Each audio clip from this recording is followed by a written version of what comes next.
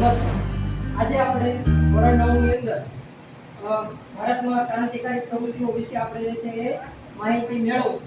તો ધોરણ 9 ના વિદ્યાર્થીમાંથી આપણે પૂછીએ કે ભારતમાં વિદેશની અંદર જે ક્રાંતિકારી પ્રવૃત્તિ કરવામાં આવી તો એની અંદર કોણે કોણે ભાગીદારી લીધી અને કઈ રીતે ક્રાંતિકારી પ્રવૃત્તિ થઈ। મારું નામ રાઠોડ કેવલ કાંતિભાઈ છે। હું ધોરણ 9 માં અભ્યાસ કરું છું અને મારી શાળાનું નામ વિશ્વગુરુ વિદ્યાપીઠ તળાજા છે। આજે હું તમને ભારતના થયેલ ક્રાંતિકારી વિશે માહિતી આપીશ। ભારતમાં ક્રાંતિકારીની શરૂઆત વાસુદેવ બળવંત ફડકેએ કરી હતી। ભારતમાં ક્રાંતિકારીઓ જેવા કે બાળ ગંગાધર તિલક, ખુદીરામ બોઝ, અશફાક ખાન, રોશનસિંહ, સુખદેવ રાજગુરુ વગેરે જેઓએ ભારતમાં ક્રાંતિકારીની શરૂઆત કરેલી હતી અને પૂર્વ ભારતમાં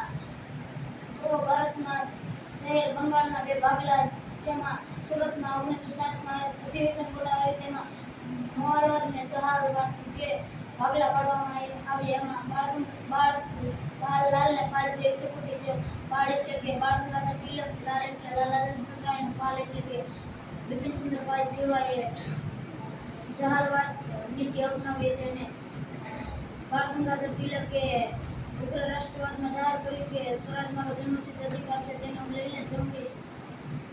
તે આઝાદીના લડવૈયાઓનો મંત્ર બની ગયો હતો। ભારતના ક્રાંતિકારીઓ પોતાના આઝાદી માટે જાન દઈ શકતા હતા અને આઝાદી પ્રાપ્તિ માટે જાન બીજાની લઈ પણ શકતા હતા। ભારતમાં ઓડિશા, મદ્રાસ, ગુજરાત, રાજસ્થાન વગેરે જેવા રાજ્યોમાં ક્રાંતિકારીની પ્રવૃત્તિઓ થઈ હતી અને તેમાં અનુસૂચિત ભારત, અભિનવ સમાજ ભારત જેવા સંસ્થાઓની સ્થાપના થઈ।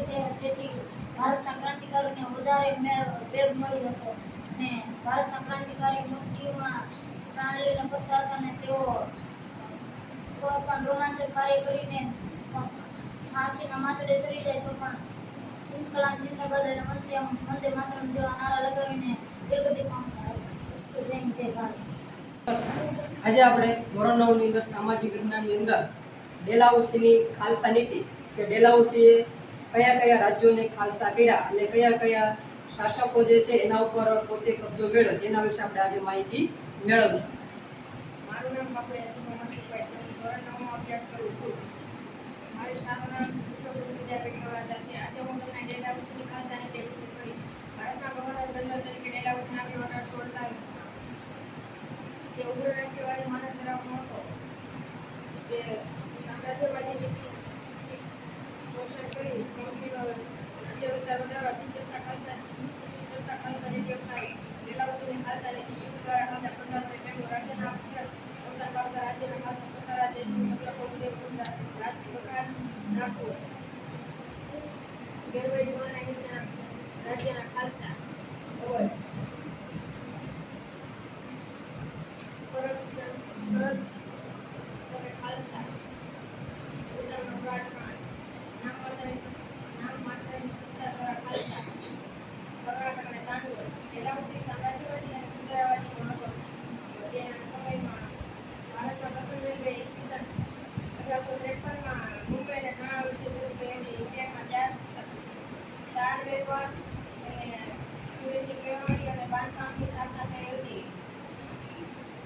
બાળ લગ્ન અને પૂર્ણ લગ્નની પ્રતિબંધો ભારતમાં જોવામાં આવ્યો હતો।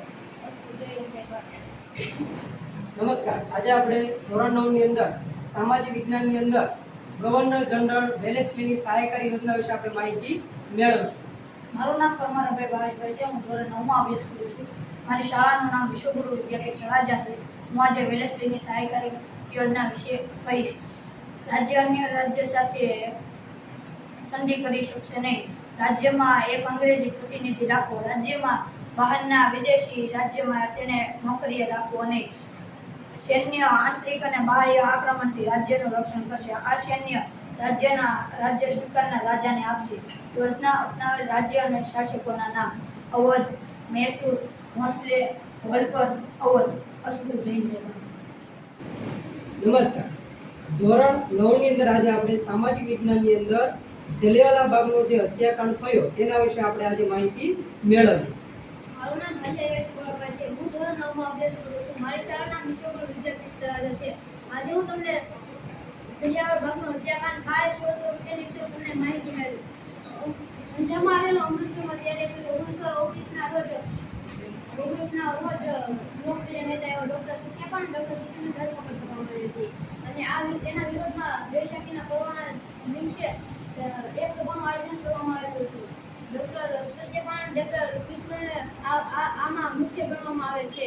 લશ્કરના સૈનિકોને લઈ જનરલ એડવાણી ત્યાં પહોંચી ગયો. પછી જ પૂર્વ ચેતવણી આપ્યા વગર મ્યુનિસિપલમાંથી ગોળીનો વરસાદ વરસાવ્યો હતો અને આ નિર્દોષ લોકો મૃત્યુ પામ્યા હતા. સરકારી અહેવાલ મુજબ 379 લોકો માર્યા ગયા અને 1200 લોકો ઘવાયા હતા. પરંતુ જ્યારે કોંગ્રેસ સરકારે તપાસ કરવામાં આવી હતી ત્યારે તેમાં 1000થી લોકો માર્યા ગયા હતા. બ્રિટિશ સરકાર તપાસ કરનાર એવા હન્ટર કમિશને તેને બચાવ કરતા તેના પ્રમાણિત થયેલી ભૂલને ક્ષમ્ય કરવાની માંગ કરી હતી. જ્યારે ઇંગ્લેન્ડ ડૉક્ટર જનરલ એડવાણી જ્યારે પાછો ઇંગ્લેન્ડ પડ્યો હતો ત્યારે તેને 2000 પાઉન્ડ અને તલવાર આપી તેનું સન્માન કરાવ્યું હતું. ગાંધીજીને સરકાર ઉપર રહેલો થોડોક વિશ્વાસ પણ દબી ગયો હતો અને આ હત્યાકાંડમાં એકતા થવાના કારણે આ મુખ્ય ગણવામાં આવે છે. આ જલિયાવાલા બાગની હત્યાકાંડ આપણે કદી ભૂલી શકીએ નહીં. જય હિન્દ, જય ભારત. નમસ્કાર. આજે આપણે ધોરણ 9 ની અંદર સામાજિક વિજ્ઞાનની અંદર રશિયાની અંદર જે બોલ્શેવિક ક્રાંતિ 1917 ની અંદર થઈ તેના વિશે આજે આપણે માહિતી મેળવીશું. મારું નામ ભુડિયા મહેશ રમેશભાઈ છે. આજે હું ધોરણ 9 માં અભ્યાસ કરું છું. આજે હું તમને રશિયામાં થયેલ બોલ્શેવિક ક્રાંતિ વિશે માહિતી આપીશ. ફાધર કેપન નામના એક પાદરીના નેતૃત્વ તળે વિશાળ સર્વસાધારે આકારે લોકોનું ટોળું ઝારના નિવાસસ્થાન એટલે કે વિન્ટર પેલેસ ગયું. જ્યારે પોતાના લશ્કરને કહ્યું કે પોતે ગોળીબાર કરીને લોકોને મૃત્યુને ઘાટ ઉતારવા મળે ત્યારે લોકો ઉપર ગોળીનો વરસાદ કરવામાં આવ્યો હતો. ત્યારે જ્યાં વિન્ટર પેલેસ હતો 22 જાન્યુઆરી 1905ના રોજ ત્યાં વિન્ટર પેલેસનો બરફ લોહીથી લાલ થઈ ગયો હતો. ત્યારે સેન્ટ પીટ્સબર્ગમાં જ્યાં વિન્ટર પેલેસ હતો તે બરફ લોહીથી લાલ થઈ ગયો હતો. ત્યારે નાનકડું રાષ્ટ્ર જાપાને રશિયાને આપેલ 1905માં અનેકો હાર આપી હતી. ત્યારે તેનાથી ઝારશાહી નબળી પડી હતી. ત્યારે ઘણા લોકોએ ઝારશાહી નબળી પડી અને તેનો સહારો લઈ અને ઝારશાહીને નાબૂદ કરવા માટે પ્રયત્નો શરૂ કર્યા. ત્યારે કોઈ દિવસ ના બોલાવવામાં આવેલ ડુમા ધારાસભાને ફરીવાર બોલાવવામાં આવી. ટોટલ 4 ડુમા ધારાસભા બોલાવવામાં આવી હતી, પરંતુ તે પ્રજાલક્ષી કોઈ કાર્ય કરે તે પહેલા જ તેને બરખાસ્ત કરી દેવામાં આવી. આખરે 8 માર્ચ 1917ના રોજ ઘણા બધા કર્મચારીઓએ આંદોલનો શરૂ કર્યા અને આ આંદોલનમાં 300 વર્ષથી રશિયાની અંદર ઝારશાહીનો આરંભ થયો હતો તેનો અંત આવી ગયો. વસ્તુ જય જય ભારત. નમસ્કાર. આજે આપણે ધોરણ 9 ની અંદર સામાજિક વિજ્ઞાનની અંદર જે સ્વરાસોરીનો બનાવ કે જે ઘટના બની તેના વિશે આપણે માહિતી મેળવીશું. મારું નામ મકવાણા સુરતભાઈ છે. હું ધોરણ 9 માં અભ્યાસ કરું છું. મારી શાળાનું નામ વિશ્વગુરુ વિદ્યાપીઠ તળાજા છે. આજે હું ચોરાચોરી બનાવેલો ઘટના વિશે કહીશ. આ ઘટના 5 ફેબ્રુઆરી 1922ના રોજ થઈ હતી. તેમાં એક ખેડૂતનો સર્કસ જતો હતો. તેમાં પોલીસે વચ્ચે આવીને ગોળી ફાર કરી. તેની ગોળી પૂરી થઈ જતા તેઓ બધા ચોંકી ગયા અને પછી ખેડૂતોએ તે 21 પોલીસ હતા તેનો સળગાવીને તેને 21 પોલીસોનું મૃત્યુ કર્યું. અને આ સમાચાર ગાંધીજીને મળતા તેણે કહ્યું કે અહિંસાના મૂલ્યોને સમજનારા લોકો સત્યાગ્રહની મૂકીને હિમાલય જેવડી ભૂલ કરી બેસે છે. તેથી ગાંધીજીએ આ આંદોલન તત્કાળ પાછું ખેંચી લીધું. વસ્તુ જય હિન્દ, જય ભારત. નમસ્કાર. આજે આપણે ધોરણ 9 ની અંદર સામાજિક વિજ્ઞાનની અંદર બક્સરના યુદ્ધ વિશે આપણે માહિતી મેળવીશું. મારું નામ કાફિયા આરતી બધાભાઈ છે. હું ધોરણ 9 માં અભ્યાસ કરું છું. મારી શાળાનું નામ વિશ્વગુરુ વિદ્યાપીઠ તળાજા છે. હું તમને આજે બક્સરના યુદ્ધ વિશે માહિતી આપીશ. અંગ્રેજોએ વીર જાફરને બંગાળનો નવાબ બનાવવામાં આવ્યો હતો. તેથી તેની પાસેથી જુદા જુદા બહાના નીચે પુષ્કળ ધન કમાવ્યું હતું.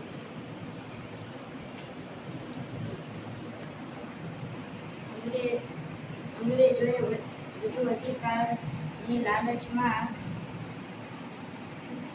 ઈસ્ટ ઇન્ડિયા કંપનીએ મીર જાફરને હટાવી મીર કાસિમને બંગાળનો નવાબ બનાવવામાં આવ્યો હતો. મીર કાસિમ તો મીર જાફર કરતાં પણ વધારે મહત્વાકાંક્ષી સાબિત થયો. તેથી ઈસ્ટ ઇન્ડિયા કંપનીએ મીર કાસિમનો ડર લાગતા મીર જાફરને ફરીવાર બંગાળનો નવાબ બનાવવામાં આવ્યો. મીર કાસિમ અવધના ચરણે ગયો ત્યારે ત્યાં અવધના બાદશાહ શાહ આલમ આવ્યા હતા. ત્રણેય સંયુક્ત રીતે મળીને કંપનીનો સામનો કરવાનો નિર્ણય કર્યો અને તેની સામે યુદ્ધ જાહેર કર્યું. સંયુક્ત સેનાએ કંપની સામે યુદ્ધ કર્યું 22 ઓક્ટોબર 1764, જેમાં સંયુક્ત સેનાનો પરાજય થતાં ઈસ્ટ ઇન્ડિયા કંપનીને બંગાળ, બિહાર અને ઓડિશાની સત્તા મળી. અસ્તુ. જય જય ભારત. નમસ્કાર. આજે આપણે ધોરણ 9 ની અંદર સામાજિક વિજ્ઞાનની અંદર હિંદ છોડો આંદોલન જે 1942-43 ની અંદર ઘટના બની તેના વિશે આજે આપણે માહિતી મેળવીશું. મારું નામ પનોત વિશ્વ મનોજભાઈ છે. હું ધોરણ 9માં અભ્યાસ કરું છું. મારી શાળાનું નામ વિશ્વગુરુ વિદ્યાપીઠ તળાજા છે. આજે હું તમને હિંદ છોડો ચળવળ વિશે કહીશ, જે ઈસવીસન 1942 તથા 43માં થઈ હતી. મુંબઈમાં મહાસમિતિ બેઠકમાં ગાંધીજીની આગેવાની નીચે 8મી ઓગસ્ટ 1942ની રાત્રે હિંદ છોડો ઠરાવ પસાર કરવામાં આવ્યો. ઠરાવના બીજા દિવસે જ ગાંધીજી, જવાહરલાલ નહેરુ, વલ્લભભાઈ પટેલ અને મૌલાના આઝાદની કોંગ્રેસના અગ્રણી નેતાઓની ધરપકડ કરવામાં આવી. ઉપરાંત વર્તમાનપત્રો ઉપર પણ પ્રતિબંધ મૂકવામાં આવ્યો. અમદાવાદની 75 મિલોના 1,40,000 મજૂરો 105 દિવસ શાંતિ અને અપૂર્વ હડતાલ ઉપર ગયા. શાળા અને કોલેજોમાં પણ હડતાલ પડી. અમદાવાદમાં 3.5 માસ સુધી બજારો બંધ રહી. લોકોના ટોળાએ સરકારી મકાનો, પોલીસ સ્ટેશનો, રેલવે લાઈનો, રેલવે સ્ટેશન, સરકારી જગ્યાઓ વગેરે પર આગ લગાવવા અને બોમ્બ ફેંકવાના બનાવો પણ સામે આવ્યા હતા. રેલવે સ્ટેશનને વધુ નુકસાન થયું હતું અને બોમ્બ ફેંકવાના પણ કાયદાઓ સામે આવ્યા હતા. અસ્તુ. જય હિન્દ. નમસ્કાર. ધોરણ 9 ની અંદર સામાજિક વિજ્ઞાનમાં આજે આપણે જે વિશ્વની અંદર એક મહત્વની ઘટના બની દાંડી કૂચની યાત્રા 12 માર્ચ 1930ના રોજ તેના વિશે આજે આપણે માહિતી મેળવીશું. મારું નામ ચુડાસમા અક્ષિતાબા જયરાજસિંહ છે. હું ધોરણ 9માં અભ્યાસ કરું છું. મારી શાળાનું નામ વિશ્વગુરુ વિદ્યાપીઠ છે. આજે હું તમને દાંડી યાત્રાની વાત કરીશ. દાંડી યાત્રા 12 માર્ચ 1930ના રોજ કરવામાં આવી હતી. તે સવિનય કાનૂનના ભંગ કરવા માટે ગાંધીજીએ આ યાત્રા કરી હતી. ગાંધીજીએ અમદાવાદમાં આવેલા હરિજન આશ્રમ એટલે કે અત્યારનું સાબરમતી આશ્રમ ત્યાંથી આ યાત્રા શરૂ કરી હતી. અમદાવાદથી આશરે 370 કિલોમીટરના અંતરે દાંડી મુકામ આવેલું હતું. દાંડી યાત્રા કરવામાં વચ્ચે આવતા નાના મોટા શહેરો જેવા કે નડિયાદ, ભરૂચ, નવસારી, સુરત જેવા મુકામે ગાંધીજીએ કહ્યું હતું. ગાંધીજીએ ભાટ મુકામે 29 માર્ચ 1930ના રોજ કહ્યું હતું કે કાગડા કૂતરાના મોતે મળશું પણ સ્વરાજનો અધિકાર લઈને જ આશ્રમ પાછળ ફરીશ. અને ગાંધીજીએ આ યાત્રા 5 એપ્રિલ 1930ના રોજ પૂરી કરી હતી. ત્યારે તેઓ ત્યાં દાંડી મુકામે પહોંચ્યા હતા અને 6 એપ્રિલ 1930ના રોજ તેઓ સવારે 6:30 કલાકે ત્યાં દાંડીના દરિયા કિનારે પહોંચ્યા હતા અને ત્યાં જામેલા મીઠામાંથી મીઠું મુઠ્ઠી લઈ હાથમાં લઈ અને કહ્યું હતું, હું મીઠાના કાનૂનનો ભંગ કરું છું. ધોરણ 9 ની અંદર સામાજિક વિજ્ઞાનની અંદર આજે આપણે જે છે એ પ્લાસીના યુદ્ધની વિશે આપણે માહિતી મેળવશું કે જે 1757 ની અંદર આ યુદ્ધ થયું તેના વિશે આપણે માહિતી મેળવીએ. જય શ્રી રામ. મારું નામ ડાબેબી રમેશભાઈ છે. હું ધોરણ 9માં અભ્યાસ કરું છું. મારી શાળાનું નામ વિશ્વગુરુ વિદ્યાપીઠ તળાજા છે. આજે હું તમને પ્લાસીનું યુદ્ધ એટલે કે ઈસવીસન 1757માં જે ઈસ્ટ ઇન્ડિયા કંપની અને સિરાજુદ્દૌલા વચ્ચે થયું હતું તેની વિશે હું તમને થોડીક જાણકારી આપીશ. બંગાળનો નવાબ એટલે કે સિરાજુદ્દૌલા તેના ઉતાવળિયા સ્વભાવને કારણે તેના રાજ્યમાં તેના ઘણા બધા વિરોધીઓ હતા. આ સમયમાં ઈસ્ટ ઇન્ડિયા કંપનીએ નવાબની પરવાનગી વિના તે કોલકાતામાં એક કિલ્લાબંધી કરી હતી જેને સિરાજુદ્દૌલાએ તોડી પાડી હતી. આ સમાચાર મદ્રાસ એટલે કે હાલનું ચેન્નઈ પહોંચતા રોબર્ટ ક્લાઇવે એક નાનું સૈન્ય ઘડી કાઢ્યું. તે સૈન્ય શક્તિશાળી હોવા છતાં નવાબને પરાજય આપી શકે તેમ ન લાગતા તેમને દગાખોરીનો આશ્રય લીધો. આ ષડયંત્ર રાતોરાત ઘડી કાઢવામાં આવ્યું. આમાં સેનાપતિ મીર જાફર અને શેઠ અમીચંદનો સમાવેશ કરવામાં આવ્યો. કંપનીને નવાબ એટલે કે સિરાજુદ્દૌલા અનર્ગત કરે છે તેવી રીતે આવડા બહાને યુદ્ધની સ્થાપના કરવામાં આવી. 23 જૂન 1757ના રોજ આ યુદ્ધ કરવામાં આવ્યું. યોજના મુજબ મીર જાફર આ યુદ્ધમાં નિષ્ફળ રહ્યો અને સિરાજુદ્દૌલાની આનાથી ભારતમાં સૌપ્રથમ ઈસ્ટ ઇન્ડિયા કંપનીની સ્થાપના થઈ. આનાથી ઈસ્ટ ઇન્ડિયા કંપનીને 24 પરગણાની આગેવાની મળી વસ્તુ છે. નમસ્કાર. આજે આપણે ધોરણ 9 ની અંદર સામાજિક વિજ્ઞાનની અંદર આજે આપણે જે છે એ દરેક વિદ્યાર્થીઓએ પોતે પોતપોતાની રીતે સરસ મજાની એવી જે છે એ અલગ અલગ પ્રકારની માહિતીઓ આપણને આપે કે જે વિશ્વની અંદર આવી ઘટનાઓ બનેલી છે. જેની અંદર આપણે જોયું પ્લાસીનું યુદ્ધ, બક્સરનું યુદ્ધ, ડેલહાઉસીની ખાલસા નીતિ, ગવર્નર જનરલ વેલેસ્લીની સહાયકારી યોજના વિશે આપણે જોયું. ત્યાર પછી જે વિશ્વની અંદર એવી એક ઘટના બની કે જલિયાંવાલા બાગનો હત્યાકાંડ, એના વિશે પણ આપણે માહિતી મેળવી. અને ત્યાર પછી જે છે એ રશિયન બોલ્શેવિક ક્રાંતિ જે 1917ની અંદર થઈ તેના વિશે આપણે જોયું. ત્યાર પછી આપણે જે છે એ સોરાસોરીની જે ઘટના બની એના વિશે આપણે માહિતી મેળવી. અને ત્યાર પછી આપણે જે છે એ જલિયાંવાલા બાગનો હત્યાકાંડ, દાંડી કૂચ, હિંદ છોડો આંદોલન, આ જે મીઠાના કાયદાનો જે ભંગ કરવામાં આવ્યો એના વિશે આપણે માહિતી મેળવી. અને અંગ્રેજોને ભારતમાંથી હાંકી કાઢવા માટે જે છે એ હિંદ છોડો આંદોલન જે કરવામાં આવ્યું હતું તેના વિશે પણ માહિતી મેળવી. તો દરેક બાળકોએ જે છે એ પોતે પોતાની રીતે સરસ મજાની એવી જે છે માહિતી આપવામાં આવી. એ માટે જે છે એ દરેક વિદ્યાર્થીઓ જે ભાગ લીધો છે, જેને ભાગ નથી લીધો, એ બધાને જે છે એ આપણે હૃદયપૂર્વક આપણે આભાર માનીએ છીએ. જય હિન્દ, જય ભારત, અસ્તુ.